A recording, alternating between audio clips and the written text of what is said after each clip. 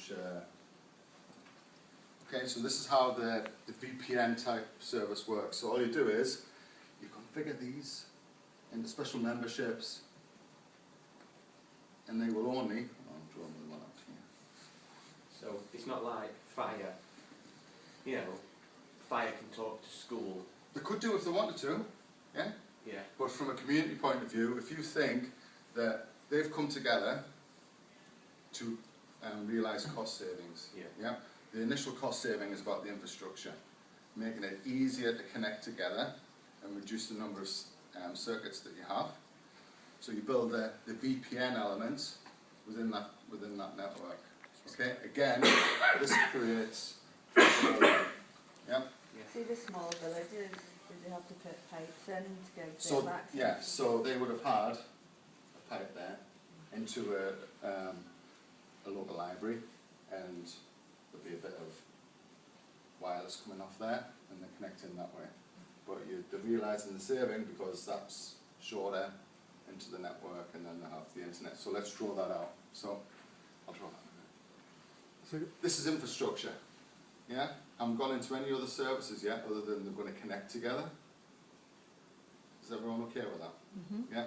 So the flexibility is, tell us what you want, one type of connection, and they do have home workers.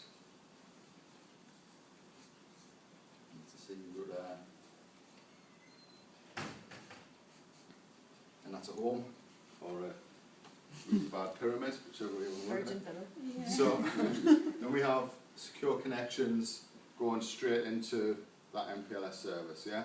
So that is a managed service, just the same way that is a managed service. Different SLA because you have BT, ADSL now. Still managed the same though, from the Network Operations Centre, which let's just say is out here. Is there a class of service sort of prioritise emergency services? So prioritise fire department over a library? So no, you may handle the call differently, Right. but the traffic itself will be handled the same way. Right. Yeah. The thing with the fire is they can change the way they present the traffic into us because they manage the CE. That's why we wanted to do that. Okay. I understand. Flexible. I understand the setup and that, and it's probably not relevant. But I'm just struggling to work out why. Why? Why they would want to change and. So people are people, and some people want to protect their investment, their empire, for lack of a better word. So one of the things you'll always come across when you talk to an IT director or person or manager, the position will be, you're going to sell me a managed service, so what am I going to do? What happens to my team? Yeah. Yeah? And you could use the line that, well, you can invest your time in You're a cost saver. delivering services, different types of services, and focusing on your end customer rather than worrying about the network. That's one line. Or you could say to the finance director, you're going to save money by sacking all those people. Mm-hmm. That's not very virgin, but it's a real dilemma, yeah? But you've got to recognise that different people, different organisations have different power. So that wasn't requirements. something that Virgin and Terminus said, this is how we think you should do it. No, absolutely not. It makes it easier for us if we manage everything, yeah, because we've got visibility.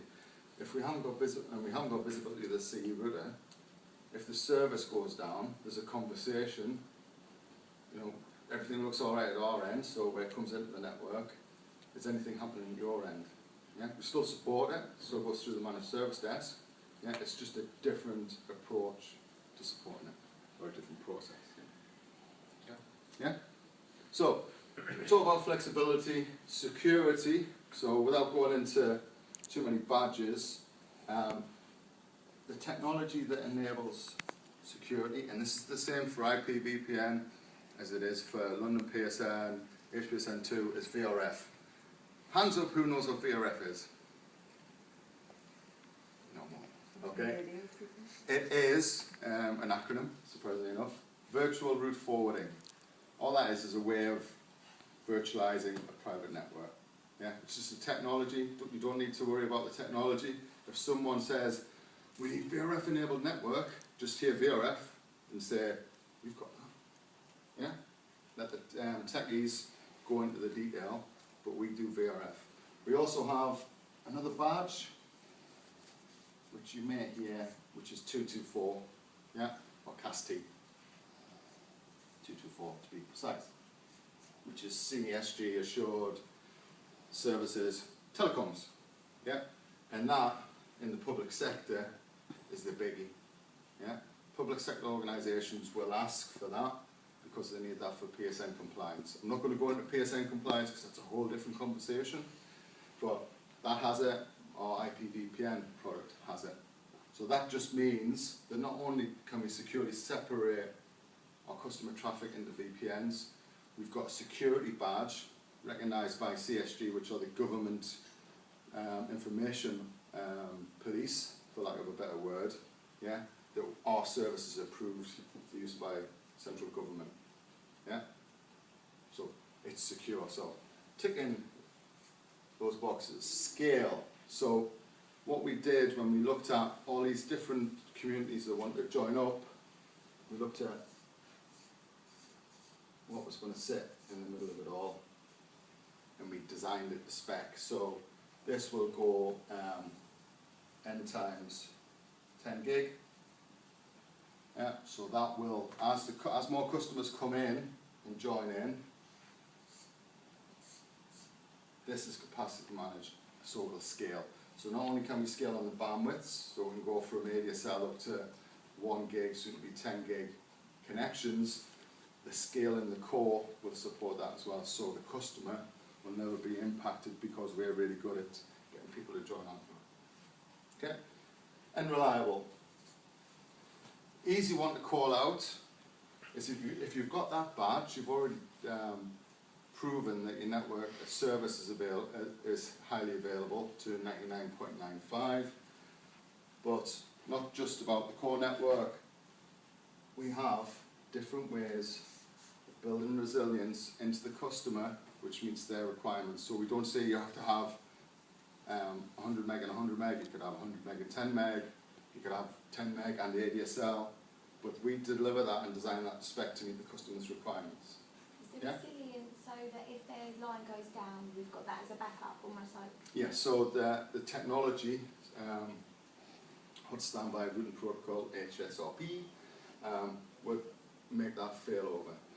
In this part of the network we're using different, which is a lot quicker, but it costs quite a bit more in the core. Okay? So reliability is about the core and it's about the edge. How we connect customers in and how we maintain the service once they're in onto our network. Yeah? So we do all that. What was the contract value of this? It's still growing. I think it was originally touted at 90 million, but it's gone way beyond that. How many sites roughly at the moment? It's a great question. Can I take that away? It's Is it over 2,000? It's thousands of thousands. So, well, I'll take that away because it's a good question. That was only part of the contract, yeah. But getting this infrastructure right will enable everything else that they want to do. So you looked at the schools, yeah, and we talked about internet breakout.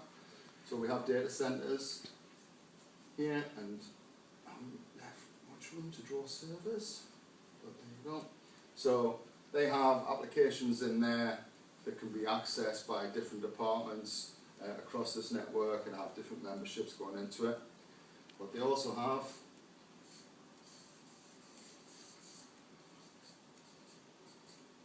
an internet breakout point, and within that, because it's a school, you need to have